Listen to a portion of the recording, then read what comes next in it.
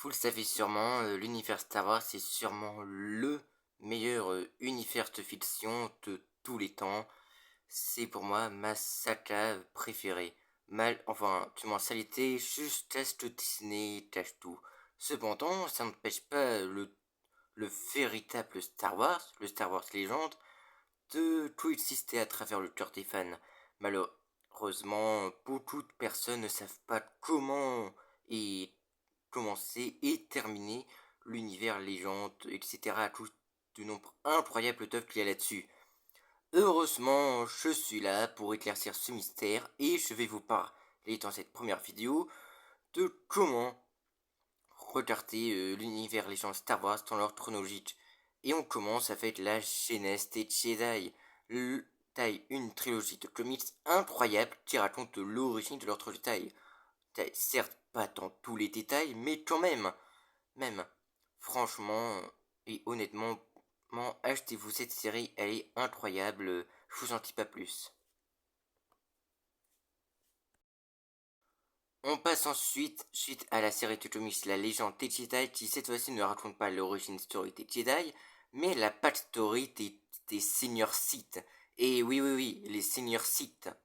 Sith, vous ne rêvez pas, hein, ça raconte l'origine des Sith, mais pour moi, et c'est sûrement actuellement la meilleure série de comics Star Wars que j'ai lu actuellement, parce que même si les dessins sont un peu vieux, tout ça, les personnages, l'histoire, le lore, tout ça, c'est incroyable. À présent, on passe à la série de comics de Knight of the Old Republic, qui a un petit peu des liens avec les deux jeux, mais ça raconte une histoire assez différente. Alors, au début, c'est cool, mais après, pas trop, même si certaines cités sont intéressantes. D'ailleurs, le seul truc que je reproche à cette série, c'est son côté un peu trop enfantin pour Star Wars. Mais passons aux deux KOTOR, les deux meilleurs jeux Star Wars de tous les temps, et je ne rigole pas. J'ai d'ailleurs récemment terminé le 2. D'ailleurs, je dois préciser que les œuvres dont je parle, je ne les ai probablement pas lues, j'ai juste entendu parler d'eux et de leur histoire, etc. Bref, on a les deux jeux KOTOR à voir à jouer suite après avoir lu la série de comics KOTOR. Ensuite, nous avons tout simplement les romans et le MMORPG très connu de Star Wars, Star Wars The Old Republic. Alors, tout d'abord, vous devrez vous procurer le roman Revan, puis le roman Complot, qui vous introduira l'origine historique de Dark Malthus. Ensuite, Moisson Rouge, qui est tout simplement le préquel d'un autre roman qu'on va parler juste après. Ensuite, Alliance Fatale, qui se passe quelques mois avant le film de Siotor, enfin le mémo Siotor pour les intimes, Team qui incroyable dont je prévois de rejouer cet été et de vous faire sortir une série de vidéos là-dessus. Ah, par contre, pour ceux qui veulent jouer à ce jeu qui est free to play, si vous tenez comme moi à vos études, à votre travail ou à votre santé sociale, mieux vaut y jouer, mieux vaut commencer à y jouer à mort pendant les 30 vacances. Et enfin, Annihilation se passe pendant l'expérience de Siotor. Et après, vous pourrez continuer toute l'aventure Siotor qui prendra fin un jour. Ensuite, nous passons à la série Chevalier Errant qui est d'abord sous format comics. Ensuite, le roman qui complète les comics. J'ai vraiment hâte de lire cette œuvre tout simplement parce que ça se passe dans une ère beaucoup, mais alors beaucoup trop sous-cotée qui est quand même extrêmement important, je trouve. C'est tout simplement l'ère des nouvelles terres Sith qui se passe entre 2000 ans avant Patati Yavin et 1000 ans avant Patati Yavin. Et franchement, alors apparemment ça raconte l'histoire d'une Jedi qui traque les Sith, un truc dans le genre. Enfin bref, passons au suivant. Ensuite, sûrement la trilogie de romans la plus importante de tous, Dark Pain, qui raconte comment les Sith se sont cachés chez des Jedi pendant jusqu'à la revanche des Sith. Sith, franchement, on t'étouffe le passé de Dark Payne, celui qui a sauvé les Sith.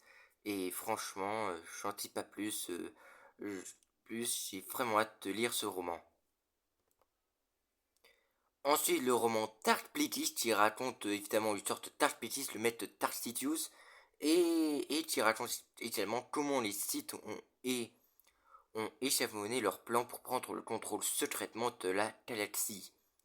Si, j'en dis pas plus, surtout que vous pouvez, surtout que si vous avez vu et revu La Revanche des Sith, vous avez à peu près, en quelques mots, phrase, l'histoire de Dark Plagueis. Ensuite, nous avons la série de romans jeunesse, les apprentis Jedi qui racontent l'origine story d'Obi-Wan Kenobi, Pi et The Qui-Gon Jinn. Jinn à l'époque où juste avant l'épisode 1. Alors, je les ai pas encore lus, d'ailleurs, surtout que c'est une série assez longue, donc voilà. Ensuite, le roman Vente trahissante, qui est tout simplement l'épilogue, non, le prélude de l'épisode 1, qui est incroyable. Qui... Enfin, aux choses sérieuses, Star Wars épisode 1, la menace fantôme. J'ai pas besoin de vous résumer, vous connaissez toute l'histoire.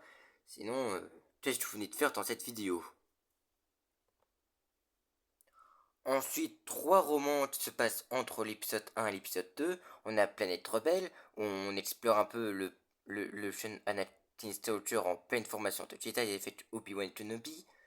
Puis ainsi qu'apparemment le jeune Grand Moff Tarkin bien avant l'ère de l'Empire. On a ensuite Folfer l'Infini qui est important pour une trilogie de romans adaptés en comics de on en reparle après. Et enfin Tempête Intergalactique, le prélude de l'épisode 2. Ensuite nous avons l'épisode 2 de Star Wars, l'attaque des clones. Bon, là aussi j'ai pas besoin d'en parler. Alors là on passe à l'ère de la guerre des clones. Qui accrochez-vous niveau off, c'est incroyable. Alors j'ai pas mis ce Clone Wars la série entre 2008 et 2020 parce qu'il y a trop d'incohérences et surtout ça appartient à Disney maintenant, donc non. Alors nous avons la série de Clone Wars, une série que vous donnez tous à ne pas confondre avec des comics issus de la série animation, tout ça. Enfin bref. On a ensuite un jeu très sous-doté, ce Clone Wars qui sert le gameplay, etc., n'a pas été bien reçu par les fans, mais quand même, les cités et l'histoire est quand même assez incroyable. On met quand même en avance des personnages des comics de la légende des Jedi. On a ensuite les romans et le jeu République Commando. Alors, je sais pas si les romans c'est l'adaptation du jeu ou des compléments, je sais pas. En tout cas, je ferai quand je jouerai au jeu République Commando. On a ensuite le roman Le Labyrinthe du Mal qui est le prélude de l'épisode 3 qui 3 où comme le titre l'indique, on a les vrais débuts du bâtiment du côté obscur d'Anakin Skywalker. Et là, et ensuite on a l'épisode 3, la revanche des Sith. Là non plus, j'ai pas grand chose à dire. Alors là, ça devient un peu plus compliqué parce que là, on arrive au tout début de l'Empire. Alors, pour cette période, vous devrez commencer par les comics Dark Time qui racontent les tout débuts de Dark Vador au sein de l'Empire, etc.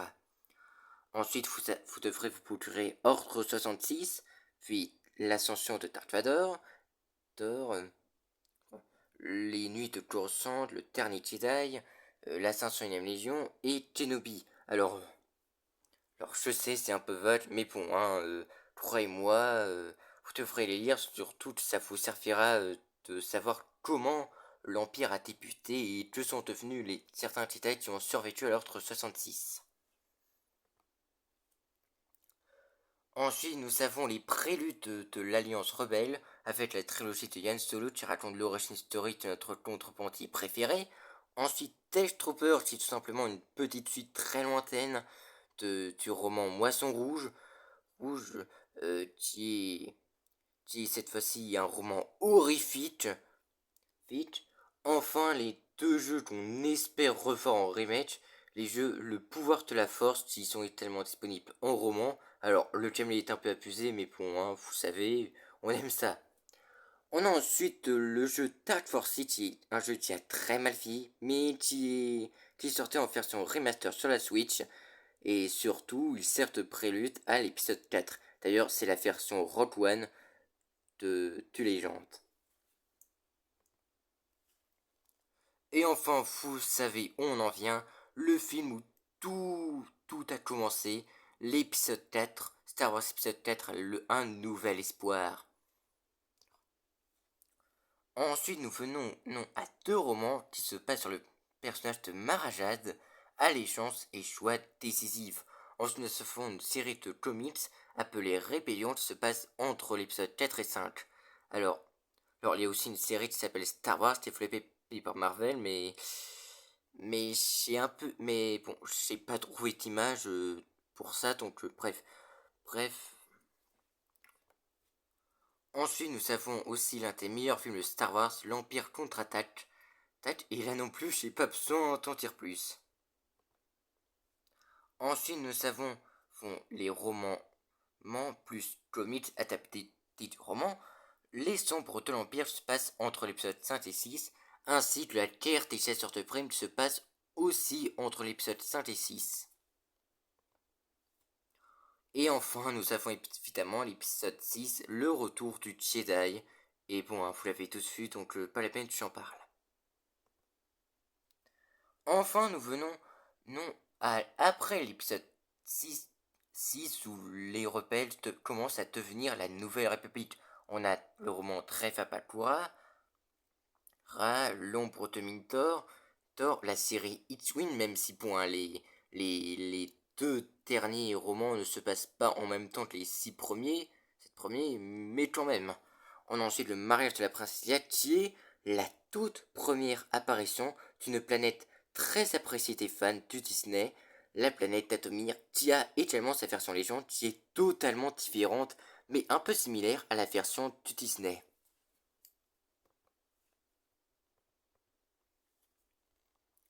On a ensuite ce qui aurait dû être la post-logie du Légende, gentil d'une masterclass, Star Wars épisode 7, je dis épisode 7 parce que croyez-moi, ces trois œuvres, ça aurait été la post-logie, si, Star Wars épisode 7, la croisade noire. Alors oui, le c'est le site de Throne, mais c'est la version comics, que je trouve passionnante, Nantes, et surtout la croisade noire, ça raconte un antagoniste incroyable, Throne, j'en dis pas plus.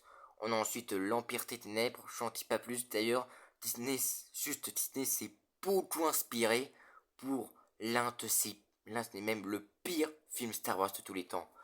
On a ensuite l'épisode 9, l'Académie Jedi, qui certes a quelques facilités scénaristiques, mais qui est très correct.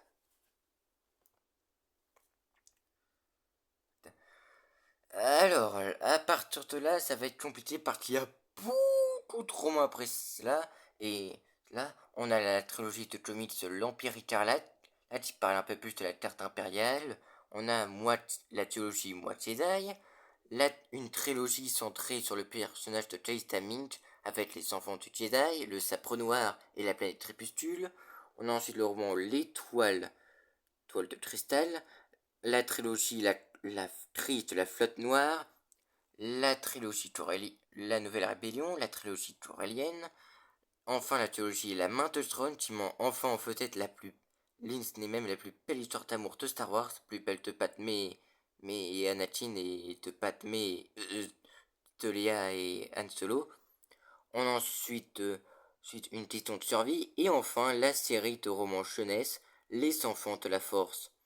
Poursuivra-t-on les aventures des enfants de Han et Léa devenue Jedi. Et enfin, on en vient à la plus longue et importante série de romans Star Wars de tous les temps, Star Wars le nouvel ordre Jedi. Alors, il y a 19 romans, et franchement, c'est la meilleure de tous, mais croyez-moi, j'aurais pu faire une vidéo entière pour vous résumer rapidement l'histoire, donc non. Surtout que j'ai pas envie de vous spoiler, tellement elle est incroyable. On a ensuite la trilogie du Ni Obscur, qui lecture. Et enfin, on a l'héritage de la force qui est tout simplement qui introduit dans mon antagoniste la version légende chante de Kylo Ren, mais bon, j'en dis pas plus. Et enfin, le roman Le Faucon Millenium, où on apprend l'origine du meilleur cargo de contrebande de la galaxie. Et enfin, la dernière série de romans de Star Wars, forcément niveau chronologique, Le Destin des Jedi. Alors, certes, il y a aussi une petite influence avec The Clone Wars, parce que à l'époque, The Clone Wars appartenait encore aux légendes, mais c'est pas grave, donc tout va bien. Bien, Troy et moi, ça aurait dû être la dernière offre de légende, mais non, il y a une série de comics dont on en parle à l'instant qui est incroyable. La série de comics Legacy, une série de comics incroyable dont j'ai lu le tome 1, d'ailleurs le tome 1 de cette série, c'est mon tout premier tome de légende que j'ai lu. Ça se passe 100 ans après l'épisode 4 et masterclass absolue. Là aussi, j'en dis pas plus, surtout que cette série se passe en deux cercles différents avec déjà un antagoniste principal. Et franchement, l'antagoniste principal de l'arc 1, Dark Raid, je dis pas son vrai nom, je peux pas vous spoiler, mais il est incroyable. Certes, pas aussi incroyable que Dark Vader, mais quand même, cet antagoniste, c'est une masterclass. Donc voilà, vous savez maintenant comment regarder l'univers légende de Star Wars dans l'ordre chronologique. J'espère que cette première vidéo vous aura plu. N'hésitez pas à vous abonner pour la première fois à ma chaîne qui parle exclusivement de légende de Star Wars. Sur ce, je vous laisse. C'était le Star Wars légende, le véritable Star Wars. Je vous laisse. Ciao.